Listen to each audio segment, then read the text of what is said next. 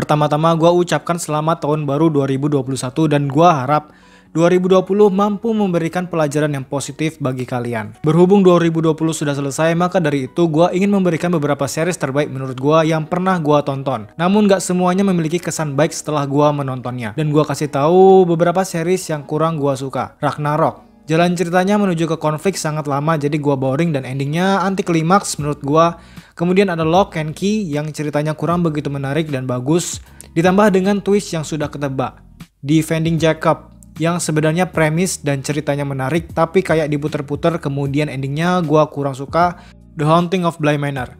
Sebenarnya gue suka series ini, tapi karena nggak ada perubahan formula dalam ceritanya, jadi Bly Manor ini semacam format cerita yang diduplikasi dari Hill House, namun beda premis saja. Kemudian series Curse, yang benar-benar buat gue boring dan jengkel. Dengan jalan ceritanya yang seharusnya series ini mampu menampilkan sejarah asal-muasal pedang dan perjuangan dari Lady of the Lake, namun sebagian besar ceritanya malah memberikan kisah romansa.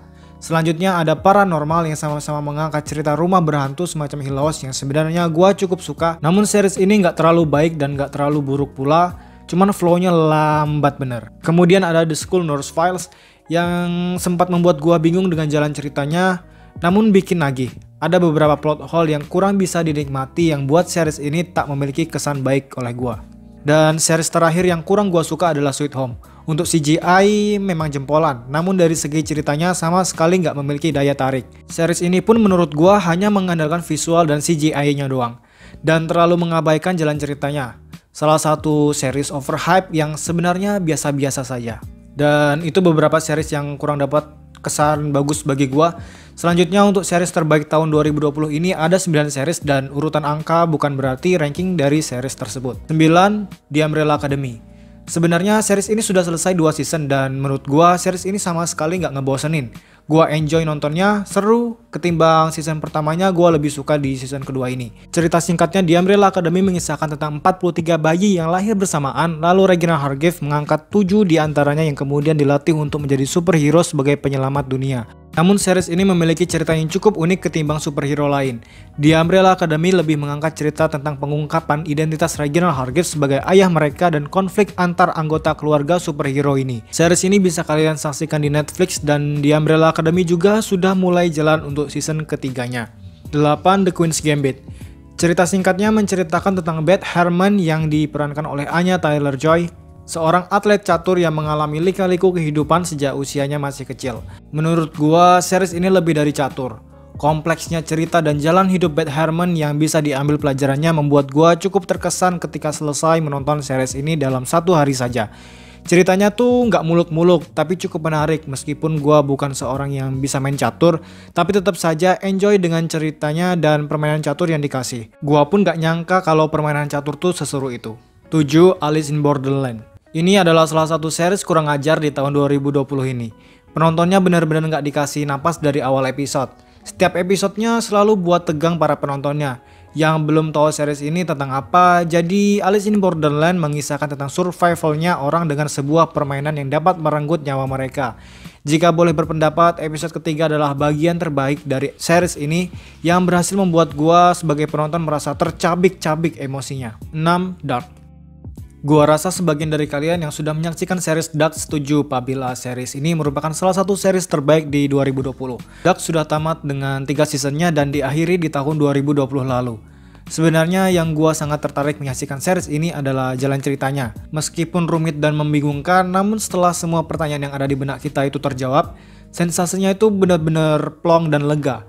Banyaknya pemain yang sama-sama memiliki akar cerita yang kuat, kemudian premis dan twist yang luar biasa memberikan sensasi yang jarang gua temukan di series ataupun film lain. 5. The Boys.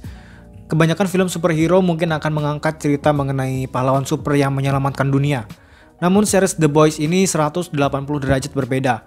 The Boys memberikan sebuah perspektif lain dari superhero. Ini adalah salah satu series tergila yang pernah gue tonton. Di season kedua ini ceritanya unpredictable, twist yang luar biasa mengagumkan, tontonan yang menyenangkan, serta gore yang berhamburan.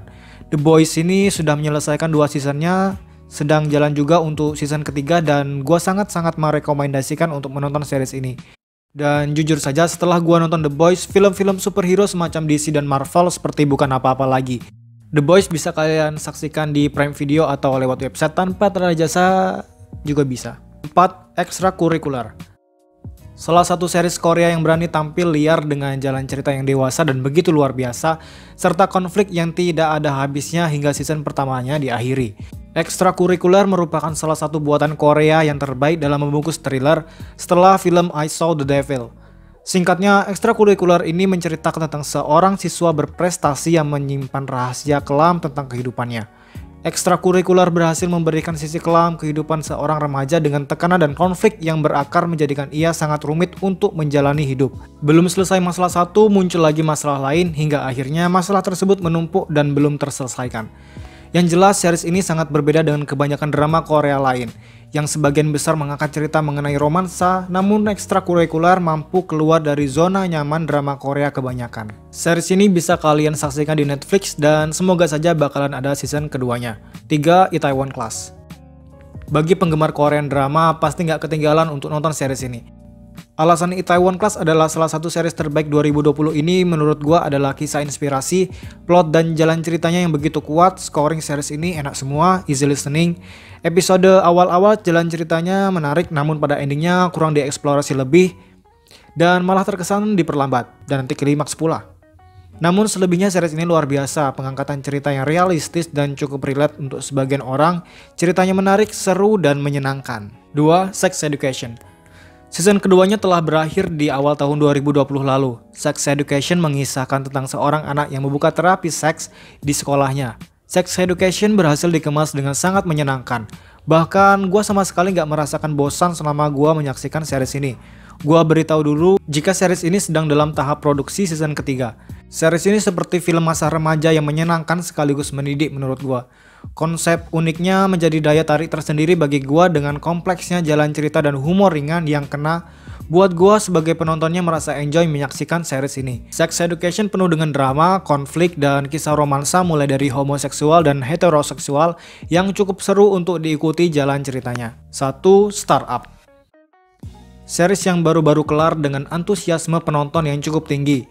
Namun gua pribadi kurang suka dengan endingnya yang kurang greget dan ada kesan mengganjal yang gua sendiri pun tak tahu sebabnya apa. Sebagai orang yang berkecimpung di dunia komputer seperti gua, series ini sangat relate. Dan lagi-lagi Korea berhasil menyuguhkan drama yang dapat dinikmati untuk setiap kalangan. Naskah dan pengembangan karakternya sangat baik serta pesan yang cukup dalam untuk memotivasi para penontonnya menggapai mimpi yang mereka cita-citakan. Kompleksitas antara drama, percintaan, dan konflik di series ini nggak berlebihan sama sekali. Semuanya dirangkum dengan pas. Mungkin sebagian besar penonton series ini lebih berfokus kepada drama percintaan antara Namdosan, Ji Pyong, dan So Dalmi.